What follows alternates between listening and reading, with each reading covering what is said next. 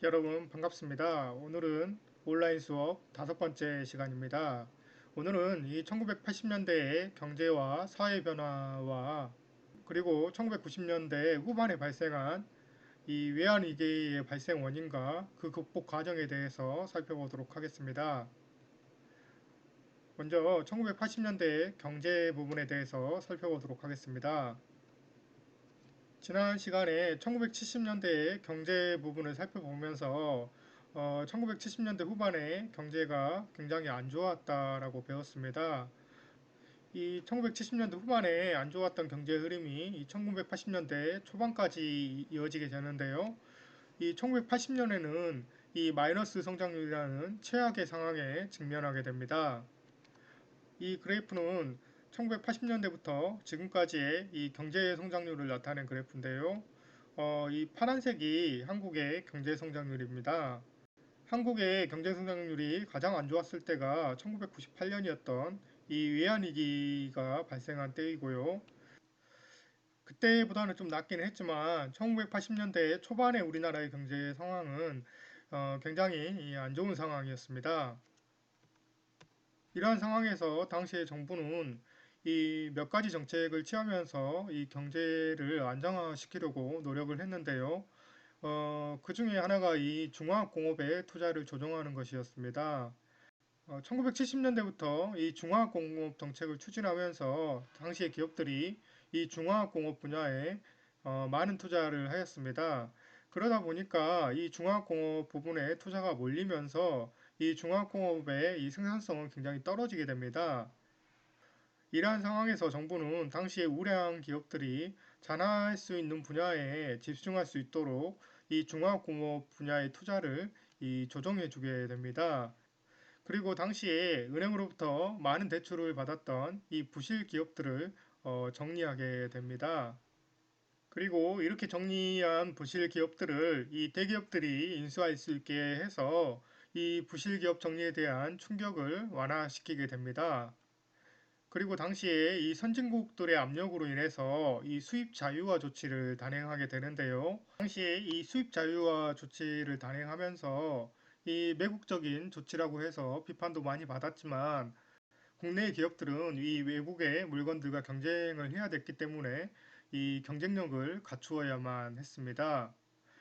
이러한 조치들을 통해서 당시의 경제 위기를 극복하게 되는데요. 그리고 이 1980년대 중반 이후에는 세계적으로 나타난 이 3조 호황으로 연평균 10% 이상의 고도 성장을 이루게 됩니다. 이 3조 호황이라고 하는 건 저달러, 저금리, 저유가가 유지된 현상을 이야기합니다. 수출 주도 경제 정책을 추진하고 있었던 이 대한민국의 입장에서는 이 3조 호황은 굉장히 유리한 환경이었는데요. 이 3조 호황으로 인해서 대한민국은 1980년대 중반 이후부터 이 연평균 10% 이상의 이 고도 성장을 이루게 됩니다. 또한 이때부터 자동차나 반도체와 같은 첨단 산업이 발달하기 시작하는데요. 이때의 준비를 바탕으로 해서 자동차, 반도체와 같은 산업들은 1990년대에 우리나라 이 경제의 이 핵심 산업으로 자리 잡게 된다라고 할 수 있겠습니다. 미국 잡지에 실린 이 현대자동차의 모습인데요. 현대자동차가 미국 진출 첫 해에 이 16만 8천 대의 판매고를 기록했다라고 하는 것이고요. 그리고 1986년 미국의 포춘지에 올해의 베스트 상품 10에 선정되게 됩니다. 지금의 이 대한민국의 대표 기업이었던 현대자동차가 이 날갯짓을 시작한 게 이때의 시기였다고 할 수 있겠고요.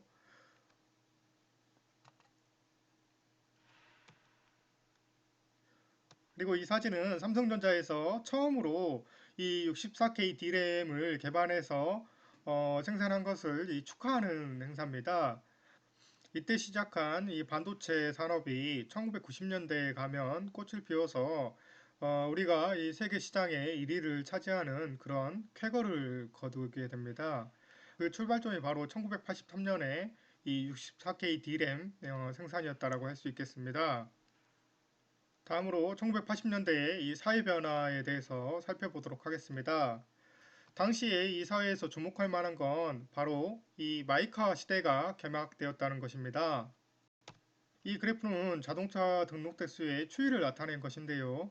1975년에는 자동차 등록 대수가 19만 대에 그쳤습니다.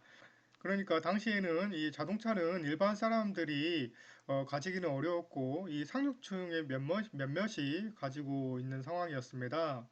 그런데 이 1980년대에 들어서면 이 국민소득이 증가하면서 1985년에는 자동차 등록세 수가 이 100만 대를 넘어서게 됩니다. 이렇게 되면서 각 가정에서는 이 자동차를 가지고 있는 가정이 많아지게 되고요. 당시에 이 자동차 보급을 이끌었던 것이 현대자동차의 프레스토와 포니 엑셀이라고 하는 자동차들입니다. 그리고 당시 사회에서 접목할 만한 것이 이 6월 항쟁 이후에 사회가 민주화되면서 그동안 억눌려 있었던 노동운동이 활성화되게 됩니다. 당시에 노동자들은 이 노동자 대투쟁을 전개하고요. 당시에 천여 개의 이 노동조합이 결성되게 되었다고 합니다. 1970년에 이 열악한 노동 환경을 개선하기 위해서 자신의 몸을 불살랐던 이 전태일의 희생이 이때 와서 실은 꽃을 피웠다라고 할 수 있겠습니다.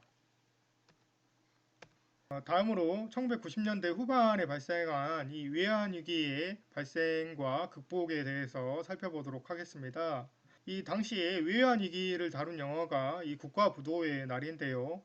당시 외환위기 직전에 며칠간의 상황을 아주 잘 보여주는 영화입니다. 여러분들도 한번 시간이 있을 때 한번 보는 걸 추천해 드립니다. 당시에 외환위기가 발생한 배경에 대해서 살펴보도록 하겠습니다. 이 외환위기가 발생한 배경은 먼저 이 대기업들의 무리한 사업 확장과 이 부실 경영이라고 할 수 있겠습니다. 당시 30대 재벌의 평균 부채 비율은 500%였는데요. 당시에 대기업들의 빚이 굉장히 많았다는 걸 보여줍니다. 이러한 대기업들의 문제는 실은 1960년대부터 계속 지속되어 왔는데요. 정부에서는 이러한 대기업들을 정리하거나 구조조정하지 않고 계속 땜질 처방에 그치면서 이러한 문제들이 1990년대까지 지속되었다라고 할 수 있겠습니다. 그리고 당시에 이 동남아시아에서 이 외환위기가 발생하면서 국내에 이러한 문제점들이 폭발하면서 외환위기가 발생했다라고 할 수 있겠습니다. 그러면 다음으로 이 외환위기의 극복 과정을 살펴보도록 하겠습니다. 당시에 우리나라는 이 국제통화기금에 구제금융을 요청하게 되고요. 이 IMF로부터 긴급자금을 지원받게 됩니다. 이러한 자금을 지원받으면서 대한민국은 경제 회복을 위해서 몇 가지 조치를 단행한다는 조건을 걸고 자금을 지원받게 됩니다. 그것이 바로 다음과 같은 것들인데요. 바로 기업의 구조 조정을 한다든가 외국 자본을 유치한다든가 노동시장을 유연화한다라고 하는 시는 조치를 약속하고 이 대한민국은 이 자금을 지원받게 됩니다. 그리고 당시에 이 금 모으기 운동이 있었는데요. 이 금 모으기 운동은 국민들이 국가 경제가 어려워지면서 자신이 가지고 있었던 금을 이 국가의 경제를 위해서 내놓았던 운동입니다.